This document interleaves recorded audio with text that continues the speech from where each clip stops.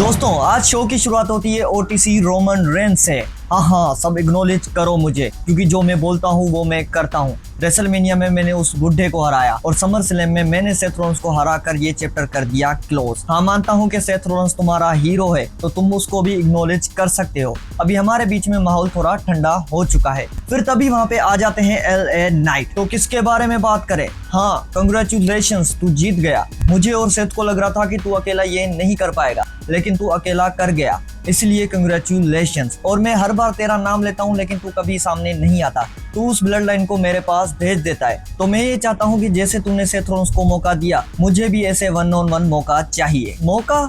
तू खुद को मेगा स्टार बताता है, ये चोर बाजार की घड़ी पहनकर। मेगा स्टार की घड़ी ऐसी होती है, देख ले। और जो भी मुंह उठा के आ जाता है सीधा चैंपियनशिप के लिए, तो ये सिर्फ तेरे लिए नहीं, सबके लिए है। किसी को भी रो धो के चैंपियनशिप मैच नहीं मिलने वाली। और तूने मेरे भाइयों का तो टाइम वेस्ट किया, लेकिन मैं अपना टाइम वेस्ट नहीं करने दूंगा। फिर रोमन रेंस जैसे ही जाने लगते हैं तो एले नाइट उसको रोक लेते हैं। एले नाइट उसको सीधा धमकी दे देते हैं कि अगर तुम्हारे में जिगरा है तो मुझसे 1-on-1 मैच करो, क्योंकि बगैर टाइटल के भी एक बंदा चैंपियन है और वो है LA नाइट। मुझे यहाँ पे कहीं ना कहीं लग रहा था कि रोमन रेंस का नेक्स्ट चैलेंजर ओबा फेमी हो सकता है, लेकिन WWE ने यहाँ पे एले नाइट को खड़ा कर दिया। और मेरे हिसाब से ये राइवलरी भी इंटरेस्टिंग हो सकती है। अबे क्या है ये एले नाइट, इसको कोई चुप कराएगा? और वो सोलो सिकुआ क्या कर रहा है? उसको तो मेरे पैर चूमने चाहिए थे। और वो रोइस कीज कौन है? वो तो हमारी फैमिली का बंदा नहीं है। और तुम लोग कर क्या रहे हो, मुझे समझ नहीं आ रहा। रोमन, अगर तू बोले तो एले नाइट को हम देख ले। नहीं, अब उसको नहीं देखना, मैं उसको खुद देख लूंगा और कोई उसको हाथ नहीं लगा सकता। हाँ, मैंने क्या सुना ये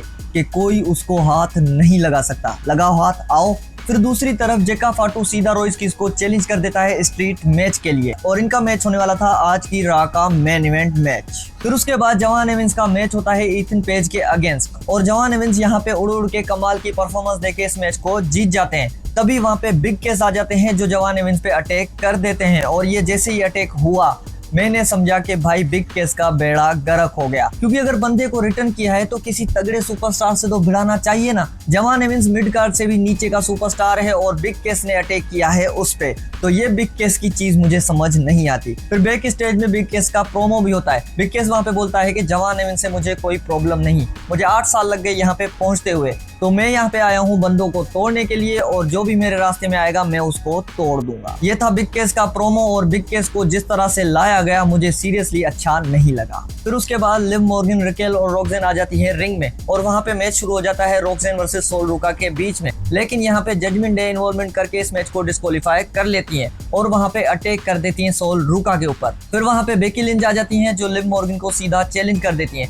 लेकिन लिव मॉर्गन उसको बोलती है कि तू अभी मम्मी बनी हुई है और जाके अपने बच्चों को संभाल। फिर लिव मॉर्गन जैसे ही जाने लगती है तो वहाँ पे रिटर्न होता है स्टेफनी वकेर का। स्टेफनी वकेर आकर पहले रेकेल को मारती है, रॉक्सेन को मारती है, उसके बाद लिव मॉर्गन को मारती है, और यहाँ पे बेकी लिंच से करती है फेस ऑफ। और कहीं ना कहीं मुझे लग रहा है कि अब इनकी राइवलरी ट्रिपल थ्रेट में जा सकती है, या फिर बेकी लिंच और स्टेफनी वकेर आपस में लड़के इनमें से कोई एक लिव मॉर्गन को चैलेंज कर सकती है। और यहाँ पे फाइनली मैं देखकर खुश हो गया कि कोई तगड़ा चैलेंजर आया है लिव मॉर्गन के पास। फिर उसके बाद ओबा फेमी बैक स्टेज में पॉल हेमन से मिले। वहाँ पे पॉल हेमन को बोलते हैं कि मैं ब्रॉक लेसनर को थैंक यू नहीं बोल पाया, तो तू मेरी तरफ से उसको थैंक यू बोल लेना। ठीक है ओबा फेमी, कांग्रेचुलेशंस। फिर वहाँ से ओबा फेमी आ जाता है रिंग में। वहाँ पे ब्रॉक लेसनर और खुद की मैच की बात करता है, और साथ साथ ब्रॉक लेसनर को अप्रिशिएट भी करता है, और वहाँ पे बोल देता है कि कोई भी चैलेंजर हो, मैं किसी से भी भिड़ने के लिए तैयार हूँ। फिर ओबा फेमी जैसे ही जाने लगता है तो वहाँ पे विजन की एंट्री हो जाती है। फिर ब्रॉन ब्रेकर और ओबा फेमी के बीच में हुआ खतरनाक फेस ऑफ, और यहाँ से लग रहा था कि इनके बीच में अब राइवलरी चल सकती है। ओबा फेमी तो वहाँ से चले गए, लेकिन ब्रॉन ब्रेकर अपनी नजर वहाँ से नहीं हटा रहा था। इवन ब्रॉन ब्रेकर की मैच भी थी जो हेनरी के अगेंस्ट, लेकिन फिर भी वहाँ से ब्रॉन ब्रेकर अपनी नजर नहीं हटा रहा था। फिर मैच में एक स्पेयर देकर जो हेनरी से ब्रॉन ब्रेकर ये मैच जीत जाते हैं, फिर वहाँ से चले जाते हैं। फिर उसके बाद ऑस्टिन थ्योरी जो हेनरी पे अटैक करने लग जाते हैं। तभी वहाँ पे टुजावा आ जाता है जो कि आकर जो हेनरी को बचा लेता है। तूने देखा ओबा फेमी और मेरा फेस ऑफ हुआ,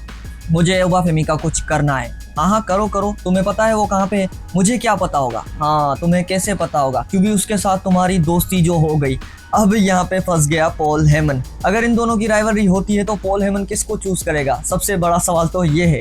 फिर उसके बाद चैट गेबल आता है रिंग में, और वो चैंपियन बनने के बाद काफी ज्यादा खुश लग रहे थे। वहाँ पे पेंटा भी आ जाता है, और पेंटा को वहाँ पे थैंक यू भी बोलते हैं। फिर दोनों सेलिब्रेट करने लग जाते हैं। तभी वहाँ पे आ जाती है जजमेंट डे। जजमेंट डे आकर अपना फालतू मुंह चला रही थी, तो पेंटा उनको टैग टीम मैच के लिए चैलेंज कर देता है। उसके बाद इनका टैग टीम मैच होता है। इस मैच में डोमिनिक मिस्टीरियो ने चैट गेबल को बेल हैमर मारने की ट्राई की, लेकिन चैट गेबल यहाँ पे बेल हैमर पकड़ लेता है। फिर जैसे ही रेफरी डिस्ट्रैक्ट होता है तो पेंटा डोमिनिक मिस्टीरियो को टाइटल मार देता है, जिसकी वजह से चैट गेबल और पेंटा ये मैच जीत जाते हैं। फिर उसके बाद आज की मंडे नाइट रॉ का मेन इवेंट मैच होता है जेका फाटू वर्सेस रॉयस कीज का मैच। ये मैच था स्ट्रीट मैच, तो इसमें सब कुछ यूज हुआ, टेबल्स, चेयर्स, कैंडू स्टिक सब कुछ था और इन दो पावर हाउसेस ने एक दूसरे को बहुत गंदे लेवल पे मार के रखा था। फिर एंड में जेका फाटू मूनसॉल्ट लगाकर टोंगन ग्रिप में पकड़ लेते हैं रॉयस कीज को, जिसके साथ जेका फाटू ये मैच जीत जाते हैं। लेकिन जेका फाटू टोंगन ग्रिप से छोड़ने का नाम नहीं लेते, वहां पे ऑफिशियल वगैरह आ जाते हैं उसको रोकने, लेकिन जेका फाटू रॉयस कीज की आज बुरी हालत कर देता है। फिर रोमन रेंस भी आता है उसको अप्रिशिएट करने। हाँ, तो मैं हूँ ट्रिपल ए का जनरल मैनेजर। हाँ, मुझे पता चला,